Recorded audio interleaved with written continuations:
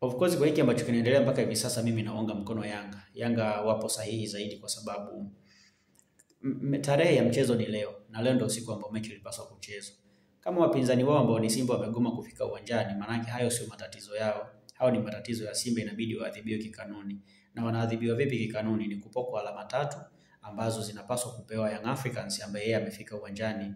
Sababu za Simba kuto kufika uwanjani ni sababu ambazo hazina mashiko, ni sababu ambazo sio za msingi.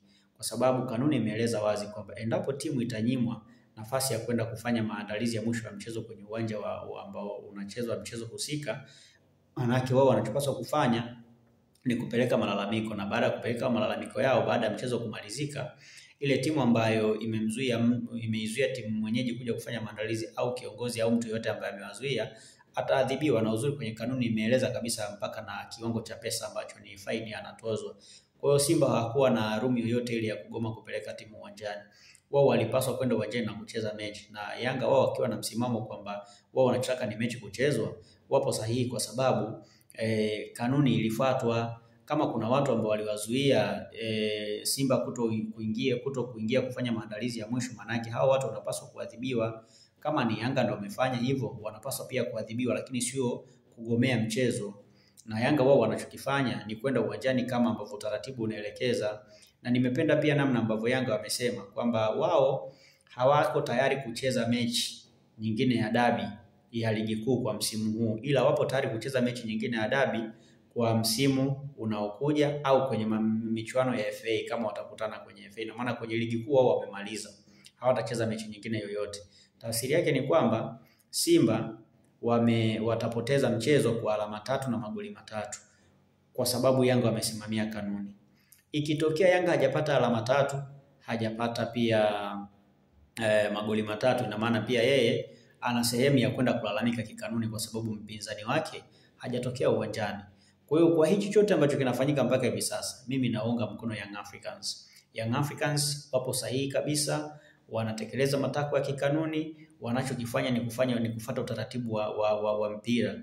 Kama Yanga watakubali kusikiliza masuala ya tunasema ile binadamu utumike, maana hayo ni matatizo yao wenyewe, kwa sababu wao wana kila sababu ya kugoma kucheza mechi ya pili, na wana kila sababu ya kuendelea kubaki na msimamo wao huu ambao wamekuwa nao. Unajua kuna wakati kuna msimamo unaweza kukusaidia kukufikisha sehemu unapopataka. Ndio kitu ambacho Young Africans wanapaswa kuwa nacho. Wanapaswa kuwa na msimamo na kuwa imara ili kuhakikisha kwamba wanapata haki yao. Simba wamegoma wenyewe kwa matatizo yao, wanapaswa kupambana na matatizo yao. Na Yanga wamekubali kupeleka timu yao uwanjani, wanapaswa kutepeleka timu yao uwanjani kwa ajili ya kucheza ili waweze kupata alama 3.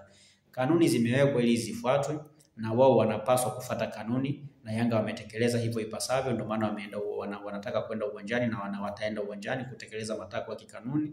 Kwa yule ambaye amevunja matakwa ya kikanuni, aendelee kupambana na maisha yake mengine. Hizi sio nyakati ambazo watu wanapaswa kubembelezana. Hizi nyakati ambazo kila mtu anapaswa kupata haki yake ya msingi. Kwa hiyo Simba amegoma kupeleka timu uwanjani, anapaswa kuadhibiwa kwa kunyang'anywa alama 3, na Yanga ambaye amepeleka timu uwanjani anapaswa kupata haki yake ya msingi, kupewa alama zake 3 na magoli yake 3 bila mjadala wowote. Na hii haipaswi pia kutumika kama sehemu ya kuwasema Yanga kwamba wamepata ubingwa wa mkononi, no, au ushindi wa mezani. Yaani Yanga wanachokifanya ni kutekeleza matakwa ya kikanuni.